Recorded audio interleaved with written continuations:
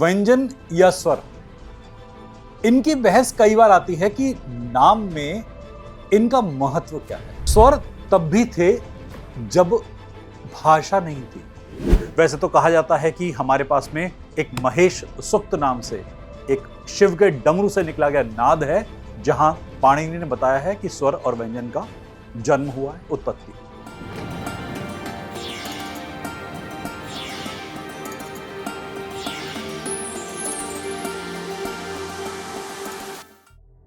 हर हर महादेव।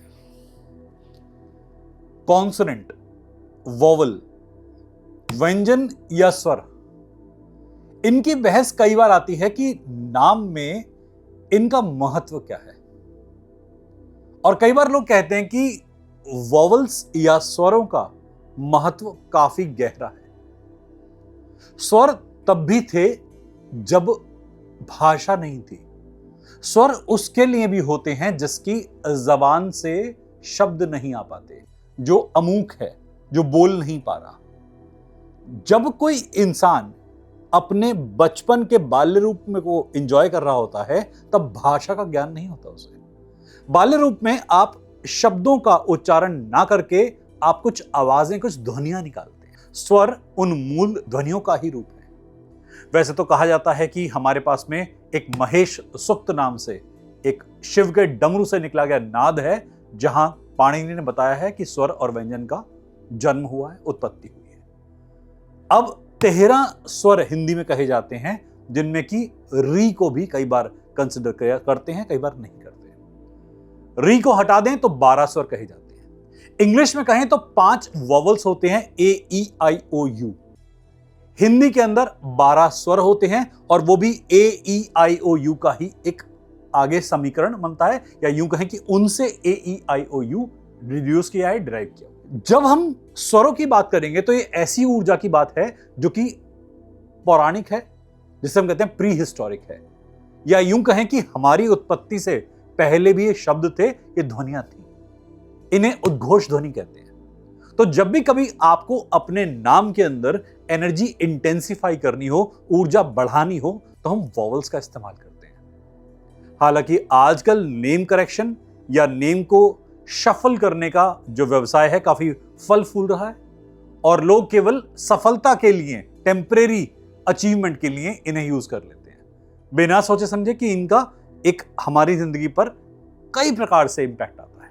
ये वो अलंकार हैं, अगर इन्हें हम कहीं पर सम्मिलित करते हैं, जिन्हें हम स्वर कहते हैं, वोवल्स कहते हैं, जब इन्हें सम्मिलित करा जाता है तो ये उस जगह की ऊर्जा, उस जगह की समृद्धि, उस जगह की प्राप्ति की भावना को बढ़ा देती है। आपके अंदर एक कॉम्पिटिटिव स्पिरिट बढ़ेगी। अगर आप इसे अपनी कंपनी के नेम में यूटिलाइज कर रहे हैं, तो कंपनी की एनर्जी से लोग जुड़ना चाहेंगे।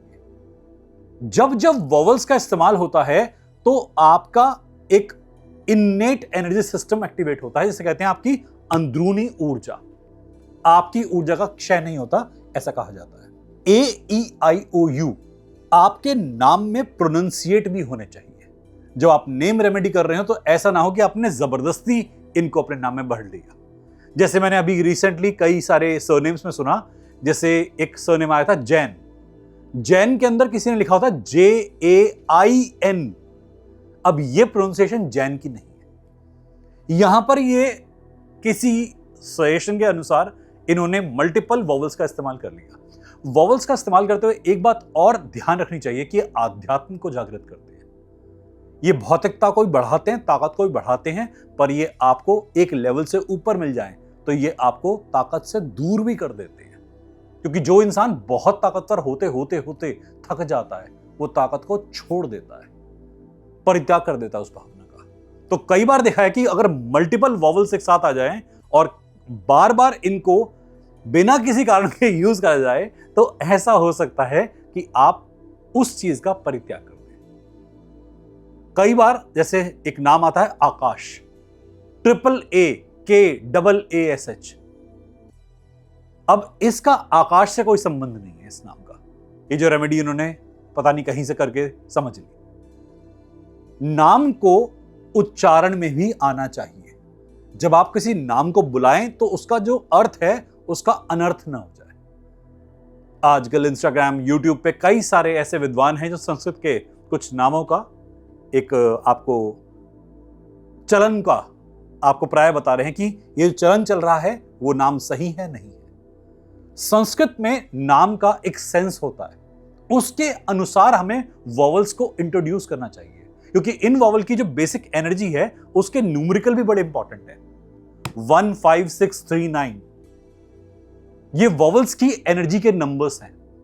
ये नंबर में अगर आप ध्यान से देखेंगे तो हर एक नंबर आपके अंदर कुछ एनहेंसमेंट लाता है, फ्लेक्सिबिलिटी लेके आता है, आपके अंदर एक सुपीरियरिटी कॉम्प्लेक्स लेके आता है, आप दूसरों को रूल करना शुरू करते हैं। ज्यादा वॉवल्स अगर कहीं पे पाए जाते हैं तो हर किसी के अंदर एक डोमिनेशन एबिलिटी भी आ जाती है। मल्टीपल वॉवल्स एक साथ आते हैं तो आध्यात्म की तरफ रुझान बढ़ता दिखाई देता है।